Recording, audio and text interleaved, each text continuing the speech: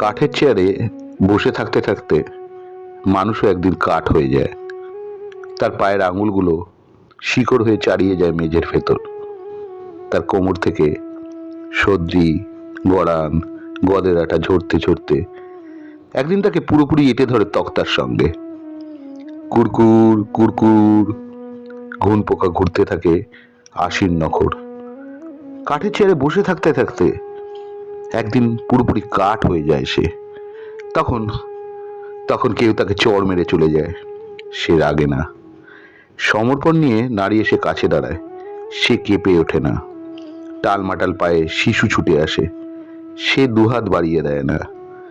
একটার পর একটা কাঠ জুড়তে জুড়তে সে এমন এক কাঠের চেয়ার এখন, যার শরীরে সন্ধিতে সন্ধিতে শুধু জং ধরা পেরেকের গান, ঘুরঘুর ঘুন পোকার গান, একটানা কড়ার চেরায় গান। যে হাতে একদিন সমুদ্র শাসন করতো সে, তা এখন চেয়ারের দুই ভারী ভাতল, যার দুই উরুতে একদিন টকবক করতো একজোড়া বাদামি ঘোড়া, আজ আর ডান পা কেটে নিলে বাঁ পাও জানতে পারে না। কাঠের অশ্রু নেই, স্বপ্ন নেই, নিদ্রা নেই, হাহাকার নেই। একটুও কষ্ট করলেই জানলায় দাঁড়িয়ে সে দেখতে পেত ঢেঙা কালো বেটে মাঝারি উটের মতো পরিশ্রমী মানুষ, মানুষ আর মানুষ। কিন্তু কিন্তু কাঠের চেয়ারে এই হলো মুশকিল, সে জানলা অব্দি হেঁটে গিয়ে দাঁড়াতে পারে না।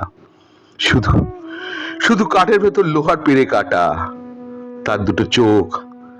বাকি জীবন ভর ছোট চেয়ার থেকে মেজো চেয়ার, মেজো চেয়ার থেকে বড় চেয়ার, ছোট চেয়ার থেকে মেজো চেয়ার, মেজো চেয়ার থেকে বড় চেয়ার হওয়ার স্বপ্ন দেখতে থাকে।